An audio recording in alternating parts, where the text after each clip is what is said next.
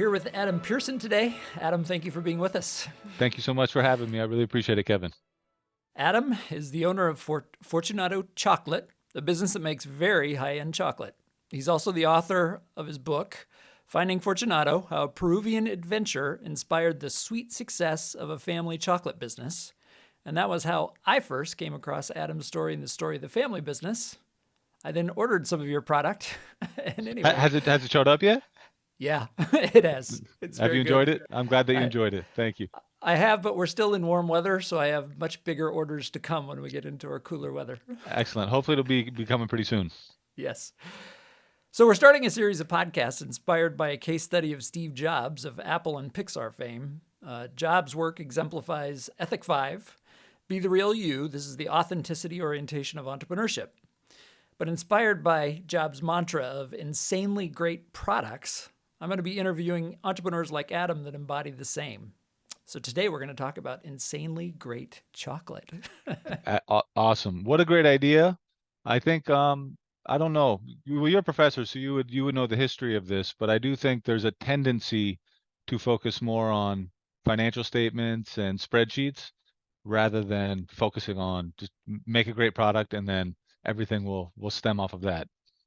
Yeah, I mean, especially for people starting a business, and food or technology or anything else, it's like make a great product and it still will probably be really hard, It's going to be hard no matter but at what. least you've got that. Yeah, it's gonna be hard no matter what. When you get down into the real world and talk to customers, they don't care how your ROI looks in the spreadsheet. They just care if they like it or not. That's Yeah, what people really care about. So yeah.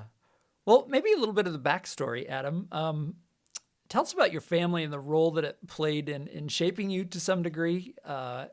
In academic research, which is probably neither here nor there, but one of the most correlated items for somebody who's an entrepreneur is that they probably grew up in a family that was entrepreneurial.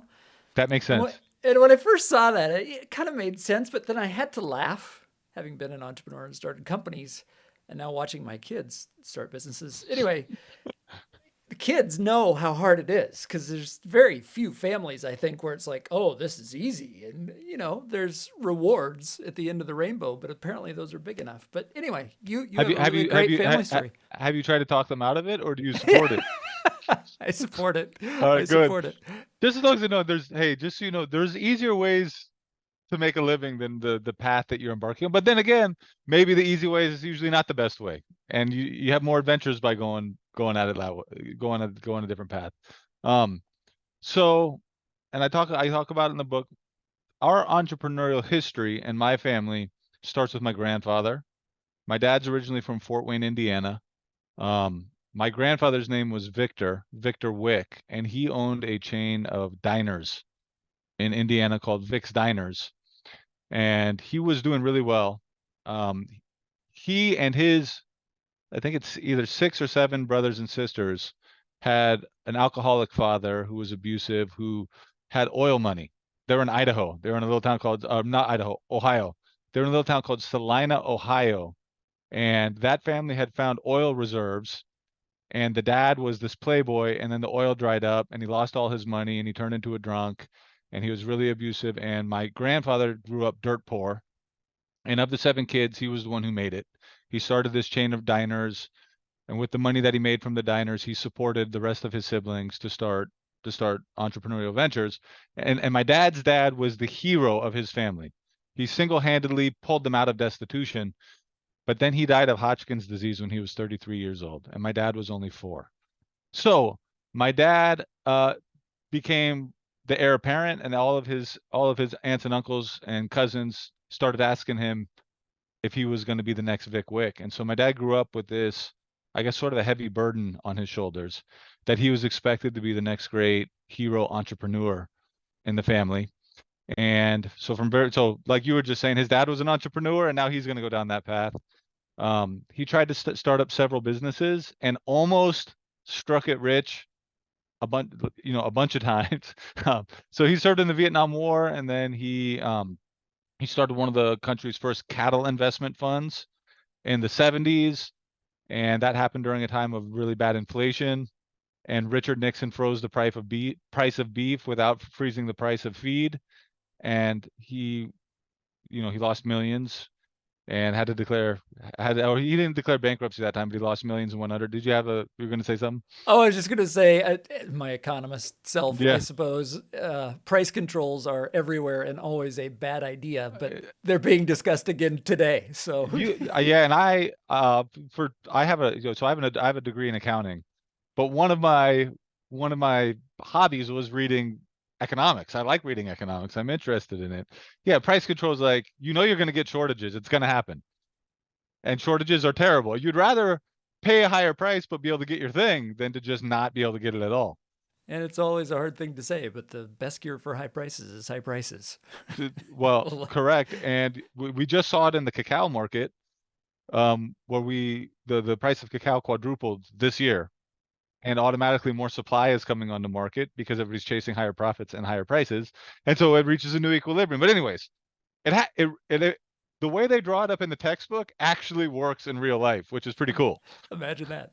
I know it's pretty cool well, it doesn't always come out like that, but it's pretty cool when it does work like that. Um, so my dad got washed out, and then he did some traveling and some soul searching and took up transcendental meditation. And then in the 80s, um, he was stationed in San Diego from his time in the Navy because he fought in the Vietnam War. And are you familiar with San Diego at all? A little bit, A yeah. little bit. All right. So in the 80s, my dad was one of the very first real estate developers in downtown San Diego. When he showed up on the scene, sort of late 70s, early 80s, it was still Skid Row. It was homeless people, drug addicts, gangs, pimps, prostitutes. No one really wanted to develop in downtown San Diego. And the other issue was that the historical society was not allowing the city to take down a bunch of the old historical buildings. So my dad had this idea to take apart several hotels brick by brick and then rebuild them into a beautiful new hotel that became sort of the keystone for development in the Gaslamp quarter of downtown San Diego, which is like a really trendy place in San Diego. So I was born I was born 3 years before the hotel officially launched. I was born in 1983. The hotel was launched in 1986. I grew up in this hotel. I was the son of a hotel owner, which is pretty awesome. And it's in the book. That sounds like a fun place to play. It was unbelievable. We had 80 employees. My brother worked as a valet.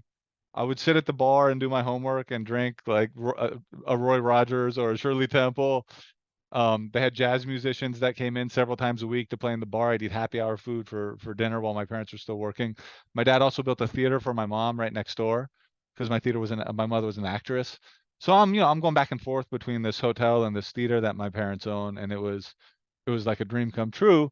But my dad had a dishonest investor uh, that went behind the scenes and bought the mortgage from the bank and then foreclosed on the hotel, which was a breach of fiduciary duty. It was illegal, but my dad took the guy to court something like 80 times and won, but the guy kept appealing, and eventually my dad ran out of money. And so we lost the hotel when I was 11 years old. And that was a really heartbreaking thing. So not only did I get to see my dad kind of riding high, I saw my dad declare bankruptcy and go from being a hotel owner to being broke and depressed. And then my parents got divorced. And so throughout my teenage years, so that's the downside of entrepreneurship. I got to see them both, and that's the part you don't hear about Very as much. much, or sometimes you hear about it, but you don't know how it actually is. And as a son, you're really not supposed to see your parents fail hard, and like, oh man, because they're the people that are supposed to be showing you how to succeed in the world. So seeing your parents fail hard is really a traumatic thing, and I've seen it. But it also gives your parents a chance to rise up from the ashes and show you how to be resilient. So I got to see that too. So my dad was in bankruptcy for 7 years. My life kind of went off the rails. Um, I dealt with some substance abuse issues, which I think trauma generally is what leads to that. So I was able to experience that firsthand. And then when I was a junior in college, I came home from winter break one year, and my dad and my brother told me they were going to start a business. They had discovered this technology that cleaned air filters on mining trucks, which is a really strange thing. I came back home and said, "Hey, we're starting a new business." I said, "Yeah, what is it?" My dad's been waiting 7 years. He's been in bankruptcy. He's been waiting 7 years to start a new business. He's 62 at the time. We're starting a new business. What is it? Air filter cleaners. I said, oh man, I have no idea what an air filter cleaner is. What do you mean? And they explained to me that mining, the trucks that industrial mines use haul hundreds of tons of dirt at a time. And then you dump the dirt into these big, like quicksilver pools, and the chemicals bind to the cold and it drips it down through a drainage system. Anyways, it's a dusty operation and the air filters get dirtied, and this air filter cleaner would allow mines to save like millions of dollars every year on not having to replace air filters. And so that seemed pretty far-fetched to me. And I asked my dad, like, all right, so how are we going to sell this? And it turned out we had a friend of a friend who was working on site at the world's biggest gold mine, which was in northern Peru. And so my dad and my brother, while I was still in college, my dad and my brother moved down to Peru and tried to sell an air filter cleaner to the world's biggest gold mine. So that's Thus how we ended up going to started, Peru for the first time. yeah, Yeah. thus the Peruvian adventures begin. Yeah, yep. That's the Peruvian adventures began. As soon as my dad got to the mine, he found out that nobody wanted to buy these air filters, these air filter cleaners. So the whole idea ended up just being a complete dead end. But while he was on site, the guy who's in charge of doing procurement said, we don't want to buy the air filter cleaners, but we buy all of our parts from Caterpillar, and that we know for a fact they're price gouging, and we know what parts we want, but there are no distributors in Peru. So if you want to do business with us, what you could do is go try to buy these parts and import them into Peru and sell them to us. And if you do that, we can do business. And my dad and my brother like researched it, and they ended up getting a $6 million contract with this mine just sort of out of the blue. And so we were up and running and doing business in Peru. And so that's entrepreneurship for you. That's how it goes. You go in with one idea, you go out into the market, and you might find out that the thing that you were sure was going to work might not work because customers don't want it, and you got to pivot and do something else. Eyes wide open, right? I mean, you gotta you gotta watch. Discovery process. You got one obscure opportunity in mind, and something even more obscure really Yep. pops up at And the same time. yep, but you got to start with something. Hmm. You got to Hmm. start with something. Now, in this particular case, because we were talking about insanely great products, um, we were just trying to get. My dad had built an insanely great product. The hotel that he built was beautiful. So my dad had a penchant for artistry. He really, his natural inclination is to make beautiful things. And I think maybe sort of on a subconscious level or somewhere deep down, maybe we failed at this mining business. We failed a lot, but I think maybe we failed at this mining business because we were just selling a commodity product against Caterpillar. We were competing on price. We were competing on influence within the mine, and there was just not a lot of joy in it. And when things got hard, we weren't we weren't able to persist in that particular business. So what happened with this is I got kicked out of college my junior year of college, or maybe it was, yeah, somewhere in my junior year of college. My dad said, "You're spoiled." Told me like, "You're really spoiled." I mean, we all had hard times from the hotel, but the substance abuse stuff is like it's outrageous. So he sent me down to Peru and got me a job working as an auto mechanic in Peru, making So, $100 so, a so, month. so some tough love from dad. Yeah, a little bit of tough love, and I think, if there's going to be college age, do you teach MBA classes or do you teach undergrad? Mostly undergraduates, a little bit of MBA as well, but mostly undergraduates. So I just, as an undergraduate who maybe was sort of a troubled youth, I highly recommend going to live or work or just be around um, other cultures that where life is not as easy. That's a really curative thing, in my opinion. I mean, it really helped me. So I was working to go ahead. I was just going to say it's got to be both because of what you've experienced in your age at that time. Yeah, just a growing up accelerant or maturity It, accelerant. it is, and it was at the right time. It Hmm. gives you it Hmm. gives you perspective that you're because we only have like you can only be in your own brain. So unless you have seen differently, you would assume that your problems are the biggest problems in the world because you have no other way to compare. I mean, if you're just a kid and you've only lived your own life, then you just everything can seem like it's falling down around you. But when you go see how other people live. And I made some friends when I was working as an auto mechanic, and I got a passage about this in the book. I got invited over to eat dinner at people's houses where it's like a kid my age and his mom are living in one room. It's a studio, but it's just a room with a dirt floor. The mother and the kid are living in bunk beds. They got a propane camping stove. They wash dishes in a bucket. They go they use a community outhouse to go to the bathroom, and they're happy. They're together. They have enough to eat. They got a job. The kid was working as an auto mechanic, and they were like way, way happier than I was. So I just came to learn that I had a terrible attitude problem.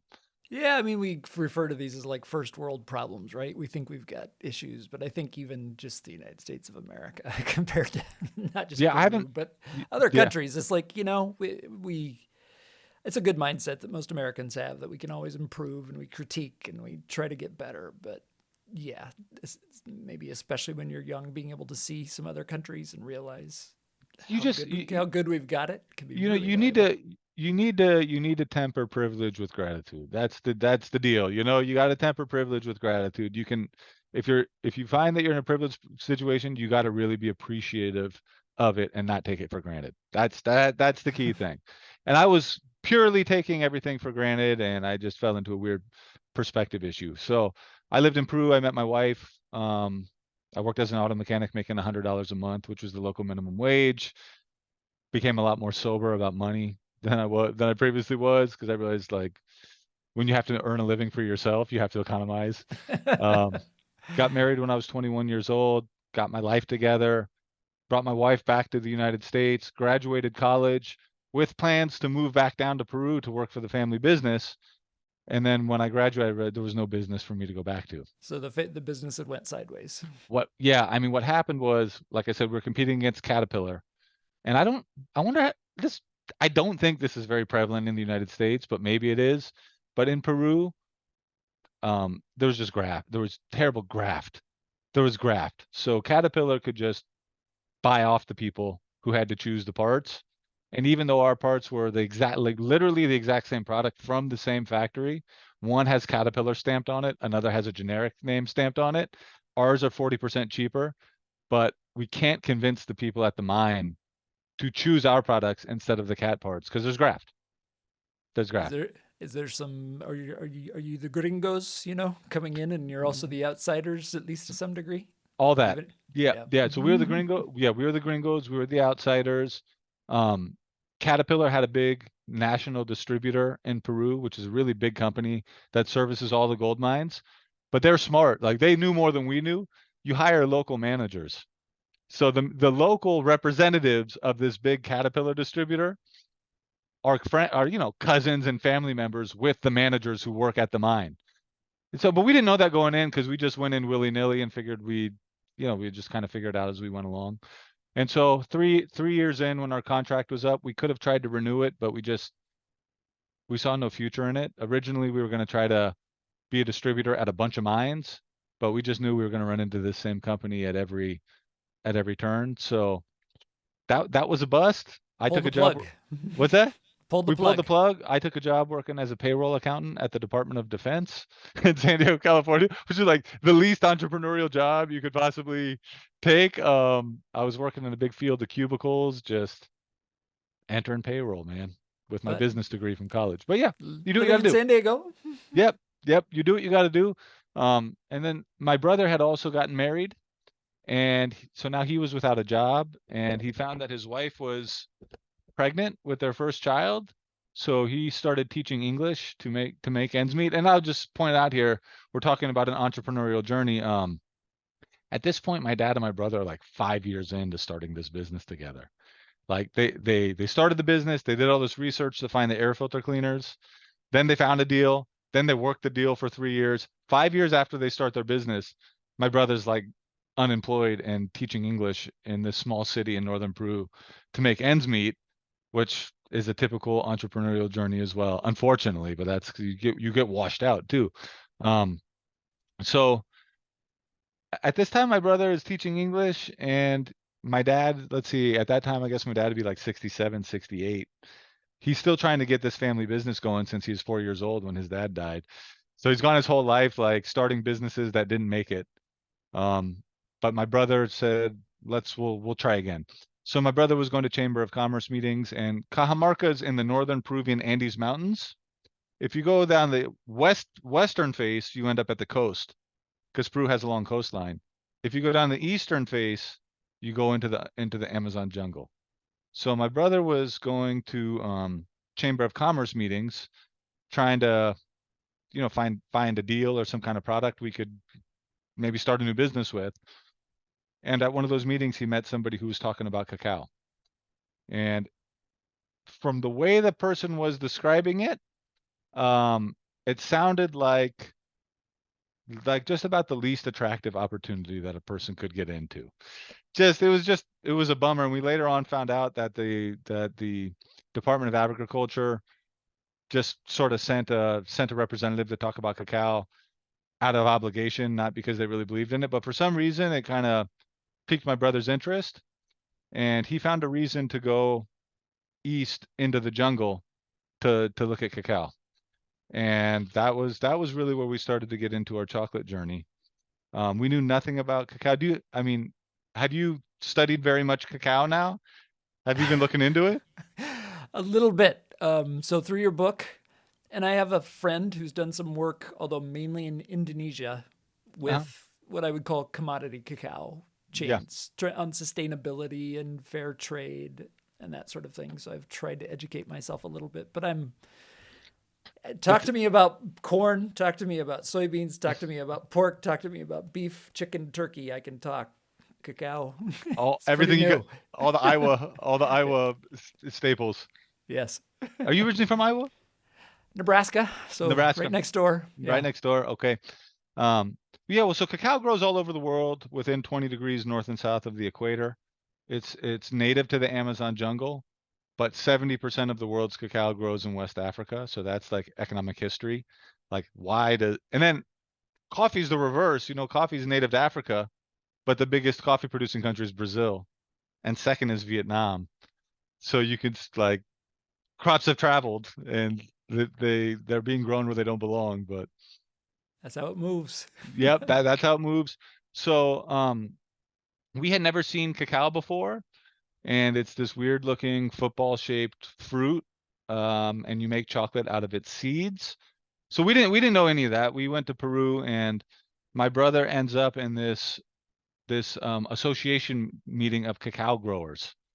So we hooked up with the local representative of the Department of Agriculture in the city of Jaén, which is a big northern agricultural city, which is probably similar. I'm originally from California, so we got like Fresno and Bakersfield. I don't know what's you probably got a lot more farming cities in Iowa and Nebraska than we have in California. It's about all we have. Yeah. So just imagine some mid-sized farming city Hmm. that's like way far from the capital. And that's what Jaén is. I mean, no gringos, no white people ever go to Jaén. There is no reason for anybody to go to Jaén. There's no tourist attractions there. It's not like a place where you buy most of the stuff that is produced there is for domestic consumption. There is no good reason for American entrepreneurs to be in Jaén.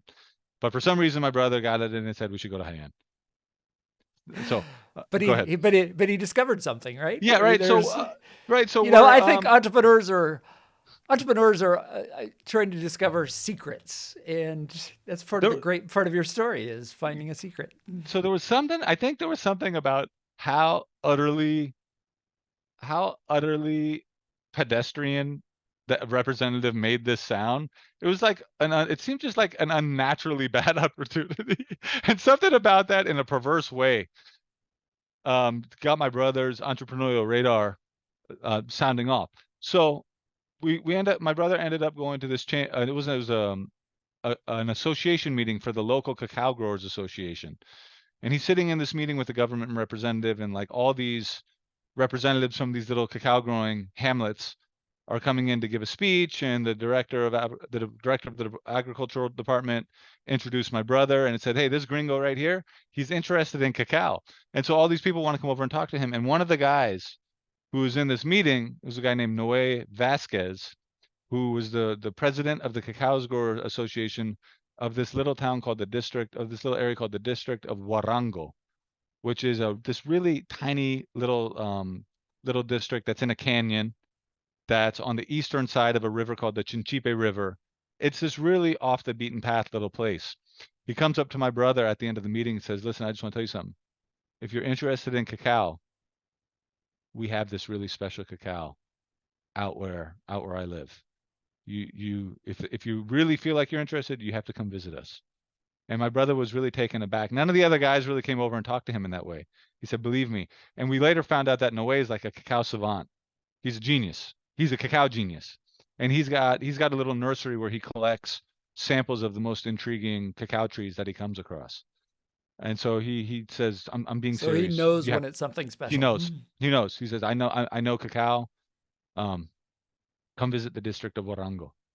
And my brother was taken aback by that. And so 2 weeks later, he and my dad went out to the district of Warango, which is about 10 miles outside of the city of Jaén.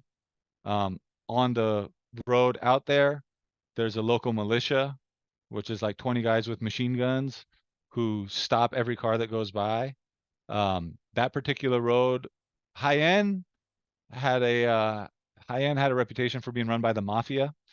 So there's this one thin road that runs out into the countryside where there's all of these little farming villages, and the mafia would send out gunmen to rob the trucks or to take protection payments from them. I was going to say it's a unique toll system. It is. So there was a long border war. So we're about an hour from Ecuador. There was the longest running land war in the Americas was between Peru and Ecuador, fighting over some stupid little piece of land on the frontier. When that war ended, a bunch of these soldiers who lived in and around Jaén decided to get together and clean up that road. And so they went out there with the machine guns and their military gear, because the police don't go out there. The government doesn't go out there. I mean, if you want to go see what like a true libertarian society looks like, you go out there. That's like the freest place in the world. There's no government, but it's also pretty poor. So you start to realize what like there's a balance in here somewhere. But anyways, Some institutional structure is good. for building roads and a school system and water, potable water, like the people who live out there can't put together enough capital to build the infrastructure. So anyways, but it's the freest place in the world. You do anything you want out there. And also vigilante gangs can fight the mafia out there. So this vigilante gang had cleaned up this road, but when you go by, you give quote unquote, you give voluntary donations. And so my brother and my dad, this is their first time going out that way. They're going like, what are we doing out here? What kind of world are we stepping into? And then about 10 miles up the road, and it's this really terrible bumpy road. There's cows walking down the middle of it. We pull off a down ramp, or they pulled off a down ramp, and they're at the river, which is the Chinchipe River. The name of the river crossing is the Chuchuasi, and it's this really wide river that's a tributary to the Amazon. And at that time, it has a bridge across it now, but at that time there was no bridge across it. There was just these floating platforms that were connected to a cable. It's like these big concrete platforms that were buoyant, that were connected to a cable, and the current of the river pulled them across. And you drive your taxi onto this platform, and then it floats across.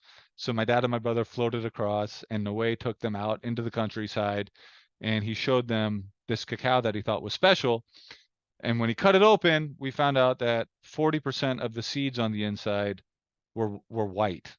So you'll see when you go out to Peru, most cacao, when you cut it open on the inside, is purple. And the purple is tannins, similar to red wine.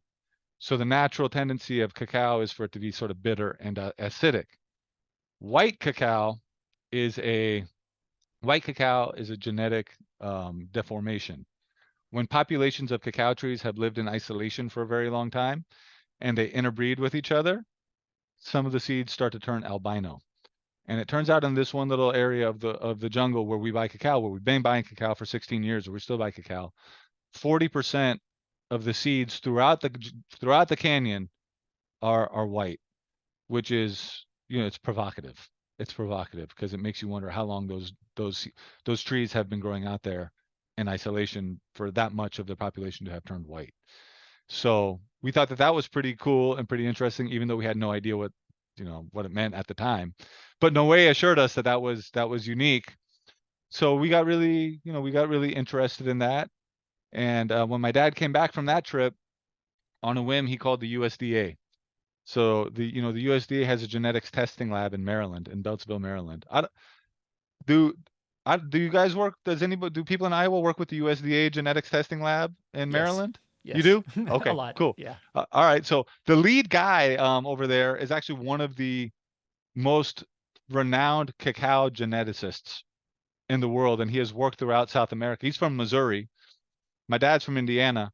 So they're just like a couple of like Midwestern A guys. couple So of they, Midwestern boys talking. yeah, Yep. good old Midwestern boys, and they started talking and they hit it off. And the lead geneticist at the USDA said, "Listen, why don't you just send me some leaf samples? You test the leaves." He said, "Send me some leaf samples, and I'll tell you what the genetics are." And so my brother went out there and worked with Noé, um, and we collected leaf samples. Now, a really interesting part of this story is, while we were collecting leaf samples, Noé said to my brother, "Listen, I'll show you a bunch of different farms, but there's this one tree." This was fascinating. Totally, completely true story. It seems like I'm making it up, but it's not. Noé said, "There's this one tree, and it grows on the farm of this guy named Fortunato Colala, and it's the most beautiful tree in this whole canyon." And he even said, like, there's an aura on this tree. I can Noé would say he could feel the auras coming off of trees, which, I'm not like into auras or anything, but I believe him. So he says there's an aura on this tree, and he pulls my brother over to this tree, says, "Just look at it." And my brother doesn't know what he's looking at, and he says, "Look at the way the branches are angled, and look at the way the fruit hangs, and look how tall it is, and look at the roots, the root stock. It's like the most beautiful tree ever. You have to make sure that you test this tree." So we sent a leaf sample from that tree and all these other trees. When the results came back, the head geneticist at the USDA told us that we had rediscovered a thought to be extinct variety of cocoa bean growing in that particular canyon. So cacao has different genetic varieties like grapes. Is corn's like that? All plant life is like that, right? It is. It is. It is. So this particular genetic variety was famous for only growing in Ecuador, and it was thought to have been completely wiped out by disease at the beginning of the 1900s. And it was world renowned for being one of the finest flavored cocoa beans in the world. And it was used for most of the high-end chocolate in Europe, leading up to its supposed extinction. So he said, "Look, you discovered this thought to be extinct variety of cacao. Everything that you sent us, all of the samples, are 98% pure genetic variety of this type of cacao. But one sample that you sent us is 99.99% genetic match, and it was that tree that Noé had picked for us. The tree with an aura. With the Aura. tree with the aura." And he said that tree is a pure, perfect expression of this genetic variety of cacao. And so that was cool. We were really excited by that. I was still working at the Department of Defense when that happened as a payroll accountant. But Yeah. a moment of we might be onto It something. was a moment we might be on some. My dad called me at the phone I'm sitting in my cubicle. He's like, "Adam, you're not going to believe it." I said, "What is it?" So we rediscovered a thought to be extinct variety of cacao. "We did? Yeah. Awesome. All right. I'll talk to you later." I hung up the phone. I looked around. I'm still working at the Department of Defense. So at that point, my dad and my brother decided that my brother was going to move from Cajamarca, which is this mountain town. He was going to move out to the jungle where the cacao grew, or where the cacao grows. And we learned through research and from talking to experts and consultants, we learned that you have to ferment and dry cacao properly for the chocolate to taste good. You have to ferment, and we had no idea how to do that. But my brother decided he's going to move out to the jungle. We're going to build this post-harvest processing facility with my dad's savings. My dad's 69 now. He's going to use his life savings to fund this weird project. And so we built this cacao processing facility out in the jungle. Different idea of what to do at age 69 with your Different, yeah, savings. yeah. And he had made some money from this mining business, but instead of trying to just take Social Security and live off of his savings, he rolled it back out there. He's still chasing this dream. Yeah. He's still chasing this dream from when he's 4. So my brother moved out there. My brother's first night living out in the jungle, he had rented this abandoned house, and while he was asleep. His mattress was like a day late showing up, and so he ended up having to sleep on the floor. And he's inside this mosquito net because it's hot and there's mosquitoes out there. And in the middle of the night, he starts hearing all of these footsteps all around him. He turns on his this headlamp that he had, and he realized like there's this terrible roach infestation in this room he's sleeping in. It's like a lake of roaches crawling on his mosquito net and all over the ceiling of the room. And he's just like, oh my good Lord, what have I gotten myself It's into? like an Indiana Jones scene. Oh, brother. And he had a newborn daughter. So he was leaving his daughter behind every couple of weeks to come out in the jungle and try to learn how to process cacao. And it just, we got off to a really rough start. He worked for about a year trying to figure out how to ferment and dry cacao correctly, and it just was not going well. Like we would take our cacao to a flavor testing lab, and they told us, yeah, this is not going to be good. Now, talking about insanely great products, um, we had to make a decision. We had to make a strategic decision about how we were going to go about selling chocolate. So at that time in the chocolate industry, it was starting to become clear that different genetic varieties of cacao had different flavor profiles, and that chocolate wasn't like a generic flavor. It was something that if you processed it well and got a unique variety, a single origin chocolate, a chocolate made with single origin cacao could be something very unique and special. So we had to make a decision like, are we going to try to go upscale and make a really delicious, unique chocolate? Or are we going to just try to like be a processor middleman and run this through the traditional industrial supply chains and try to scrape off a low margin somewhere along the line here? And we ran all the numbers, we ran all the math, and we just realized that our only chance, because of who our competitors were, and because of how thin the margins were, and because of how fickle commodity markets are, the only chance we're going to have is to make the world's best chocolate. Like that was the only way we were going to have a chance, and that meant taking a year and a half to learn the craft of fermenting and drying cacao correctly, because you can't make good chocolate unless you have really well processed, Yeah, I delicious mean, cacao. so at this point you're starting out with really good cacao, We know but it doesn't matter if you don't do the processing right. correct, and we knew that it was an it thought to be extinct variety that was previously considered to be good. But it took us 2 years before we even tasted chocolate made with this cacao. So the first thing we learned was how to ferment and dry it correctly, and we learned how to gauge that. And then once that happened, my brother sent us a test lot to the United States, and we were able to have some samples made. And I remember the first time I tasted chocolate made with our cacao, and it was like, because I wasn't we weren't in the chocolate industry. I didn't know anything about chocolate. I just had tasted the chocolate that everybody else tastes. And I remember tasting the chocolate and swear, I promise you, man, this is I could see I saw the future, dude. I could see the future. And I think that, that's something that happens to you when you have a transformative product. Like you see it like, yeah, yeah, it's gonna work. It reminds me of God, I'm trying to remember this. Anyways, there's some movie where it's a sports game, and the guy's looking at the field, and he starts saying, "We're gonna win." Like he just knows. It looks like it's out of reach, but something hits him. He's like, "I can see it. We're going to come back and win this game." And when I tasted that chocolate for the first time, it was like, "We're gonna build a business, dude. It's gonna work. I know it's gonna work. I like it has to work. The Well, chocolate's too good. it's a true sensory experience, right? It is." Taste, smell, and then brain firing, like all And these then things happening at the same time. and you just know, and this might be a good indicator that you're in the right, you're in the right opportunity. It's like you just know it it has to work because maybe the problem you're solving is big enough, or the novelty of the solution is new enough, but there's just something that lets you know like this thing is going to work. And in our case, I was tasting chocolate that was so unlike any other chocolate I had ever tasted before, that is just like hijacked my brain. It's like we're going to make it happen. So please So go ahead.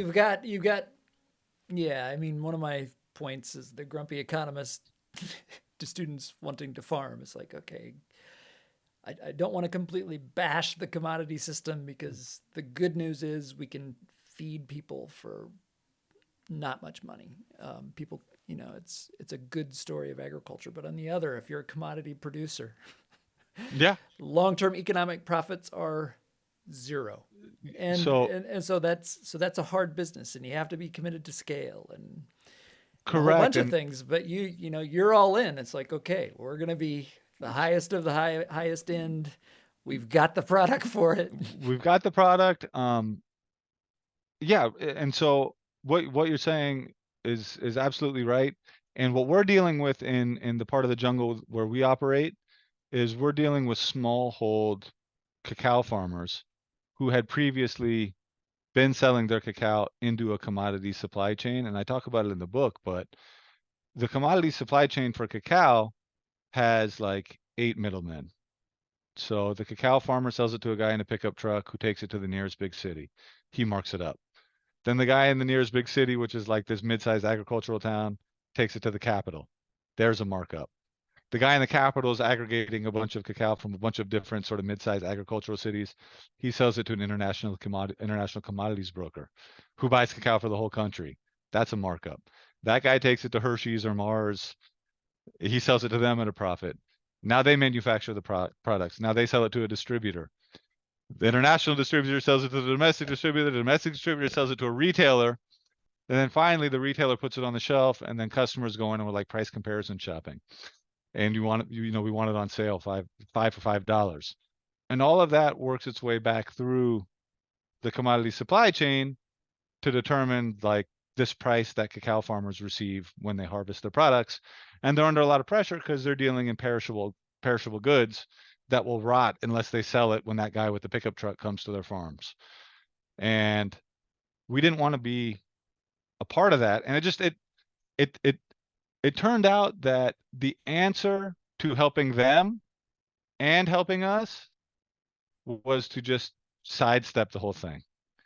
And this is a business model. I mean, this in itself is a business strategy and a business model that's worth asking. It's like, what if we just sidestep this whole thing and keep all the markups? So we're doing two things, right? We're doing two things. It's kind of like we have a company here in Washington called Smith Brothers Farms, and they're milkmen, but they also own the farms, right? So they sell you a bottle of milk for the same price as you could buy it at the store, but they own the cows and they deliver the milk. So there's no distributor, there's no retailer. So we're running the math and we're looking at the margins and we're looking at our profit and loss, projections, and we're going like, well, the answer to this whole thing is to cut out all these middlemen, buy the cacao, process it as best as we can, so we get more money coming into the supply chain because we're selling a premium product at a premium price. So there's more money coming in at one end of the supply chain, and then because we're cutting out all these middlemen, we're also getting to keep a greater percentage of the ultimate revenue. And we said like we we want these cacao farmers to continue to propagate, because what was happening at that time too is they were selling this heirloom variety of cacao at commodity prices. And when that's the case, you might as well pull up your heirloom trees and replace them with high yield disease resistant cacao trees. Yeah, I was gonna say, if it's like most things, the heirloom varieties aren't gonna yield the same way as. It's exactly like that. Yeah. Yeah, but those trees are bred for production and disease resistance, not flavor. So basically, they're flavorless. I mean, and the flavor is added by food engineers later on. So, um, so like as we're thinking about it, so look, we'll pay them more so that they keep these trees and that they'll plant more of these trees. And plus, my brother was living out in the jungle, and we just saw how hard they had it out there.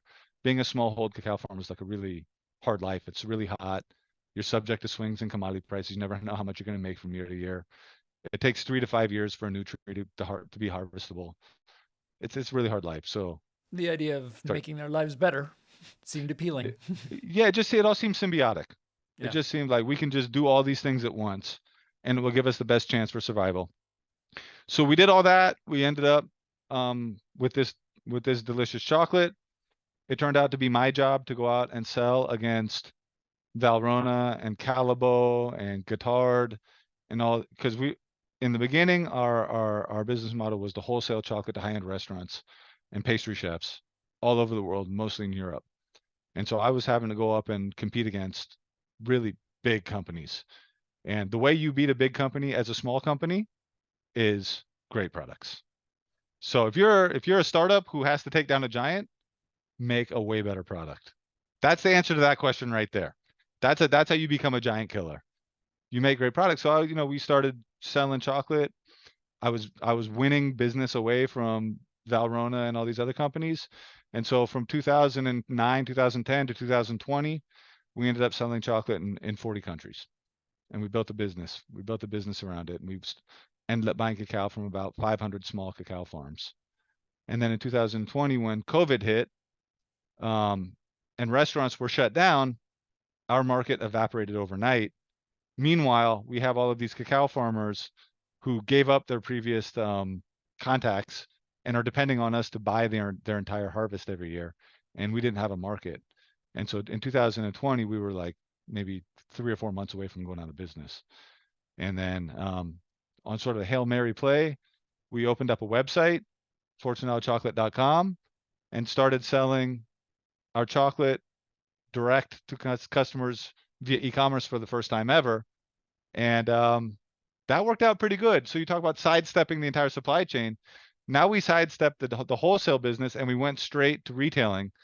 And so we got that margin too, because our wholesale clients were buying chocolate from us and then marking it up like 5 times and selling it as a chocolate mousse or a cake in their restaurants. So we got to keep all of that margin too. So it ended up being strategically a pretty good deal for us. But you had to figure out how to start making products, right? We had to figure out how to sell and fulfill And fulfill, yeah. e-commerce chocolate orders. We were no longer selling 200 pounds of chocolate all at once. We were selling a half a pound of chocolate to 10,000 people. But anyways, it scaled and it worked. And the economics were even better because now we cut one more person out of the supply chain and now we're going straight to retail. So we're vertically integrated, which is and we get to know our customers, which is a brand new thing for us, which is pretty cool. Yeah. What do you think some of the biggest lessons are in that switch from wholesale to consumer? Because we have a lot of young people in agriculture that aspire to direct to consumer. In my world, not chocolate, but beef, pork. I love that idea. Vegetables, whatever. So good news from a business model perspective is there's the opportunity for improved margins. Yes. But the bad news thing is just that customers can be a pain. Anyway, it's hard work to deal directly with. Yeah, it is. So one thing I just alluded to was you go from being able to sell a lot of volume to a couple of customers to having to sell really small volumes to a bunch of customers. So right off the bat, you have to be really good at marketing. Like you might be a farmer, but you better take some classes on marketing and be good at nowadays. If you're going to do e-commerce or whatever, or you're going to do mail order, you better get good at social media marketing. You just have to. You have to take a class on marketing. So a friend of mine that does a direct to consumer beef business, he has learned that same thing. And their point is like people on their social media don't want to see pictures of raw or cooked beef. No. They want the story of the farm. Now, correct. Pictures of chocolate might work better. It does. And it's not, a lot of my marketing is like a guy with a machete out in the jungle cutting open cacao pods. Okay. Or when you dump cacao into a fermentation box and you start to kind of swish it back and forth with a wooden board, it makes like a real slimy sound. It looks real weird. And those have worked. But whatever, I mean, with marketing, you put out an advertisement, you spend a little bit of money on it, you check the results, and then if it doesn't work, you scrap it, and then you try another one. And then if it works and you can make a profit, and the whole game is you're trying to break even on your first sale. Right? You break even on your first sale so you don't go cash flow negative, and then you make money on the reorders. Yeah. That's the name of the game. So you have to test advertising until you find that. So anyways, how do we get new customers and how do we get those existing customers to hit the reorder button? Correct. And so you have to, and then, right, like you said, to get them to hit the reorder button, is a question of how good the shopping experience is, which means you got to stuff has to arrive on time. It can't get ruined on the way. People don't with Amazon, people don't want to wait 7 days to get their stuff. They want to get it as soon as they possibly can. They're going to send emails. They're going to ask questions that seem obvious to which the answers seem obvious to you. So you have to keep answering the same questions over and over again. You have to be prepared to hire staff. Like if your business starts to get big, you need customer service staff, which is overhead. So there's a lot that goes into it, but your customers are yours. Nobody can take them from you. Nobody can pull if you service your customers well, the distributor who's acting as a go-between can't pull your market out from under you. So you do get stability, which is a beautiful thing. And with food and agricultural products, and I think the closer we get to production agriculture, maybe the worse we are at thinking about this, but I think story is such an important part of it. And so you're a great storyteller. You've written a book. You've done a great job in our conversation today telling a story. But then I'm on your email list now. Oh, are you? Yeah. And you sent these unbelievable stories. Sometimes about current issues with your business. Yeah. Sometimes it's just about people that have nothing to do about the business, but they're great stories. I mean, talk about how. Thank you. Oh, I appreciate it. You came up with that. When I took the class on e-commerce marketing, one of the things they said was you need to have like an email newsletter. So if people want to subscribe to your list, you have to send an email. I'd never written anything. So I was working as a payroll accountant, and then I became basically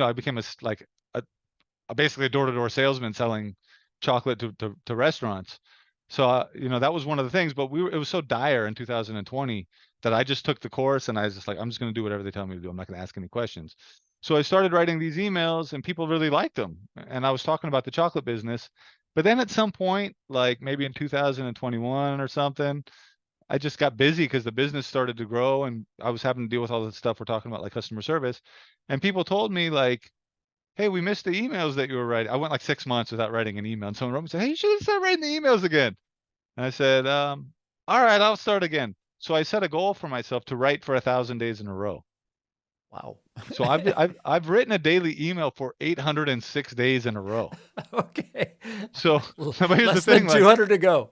Yeah. So I maybe like 400 or 500 days in, it's like I don't have anything else to say about chocolate. And during that period too, it was based on the strength of those daily emails that I got the publishing deal to write the book. Okay. The publisher said, hey, you got to put these in a book. I said, all right, well, just okay.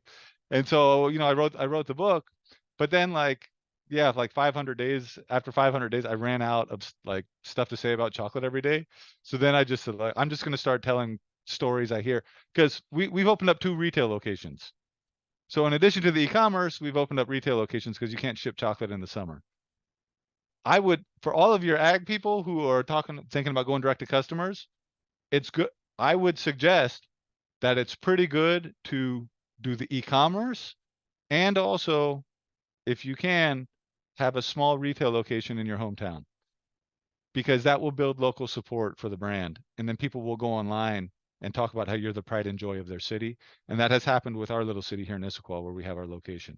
So, and it's pretty fun. So I work the store a couple days a week, and I get a lot of stories just from talking to people in the store. So, I think that's a fantastic lesson. Like you're working it with on Saturdays. Am I with my brother? Yeah, we work an with your ownership brother? on Saturday. Yeah. Well, it's cool because anyway, people probably learn that you're there. But I think anyway, I've tried with the businesses that I've started. I can't do what people working for me can do as well as them, but I've tried never to hire somebody to do something I'm not willing to do. Absolutely. And Yeah. plus, the direct interaction with customers, you're going to learn. Yeah, and one of the things we use the retail store for is we test new products in the retail store. So after we launched the e-commerce business in 2020, at the end of 2021, we realized we couldn't ship chocolate through the mail during the summer. So we decided to open up our first retail location, but we only had like 3 products, which were the big like 1.1 pound blocks of chocolate we were wholesaling to restaurants. And we just realized if we were going to have a retail shop, we needed more products. So we opened up a kitchen and we started experimenting with new products. So we use the retail stores also to test new products. So we do, because if we put something online, like our customer base online is like 30,000 customers. So if we put something online, like we need to make a bunch of inventory in advance. And if people don't like it, then we'll end up eating them, like eating the inventory. So we can do limited runs in the store. Yeah, you can And if we see that experiment, people, get and we see if feedback. people like it, then yeah, so that's a good reason for a retail location too, is you can test stuff in a retail location before you put it online. Is there any through line on those new products and what attracts people to some of what you make in your kitchen? So we have given our kitchen team complete autonomy to make any products that they want.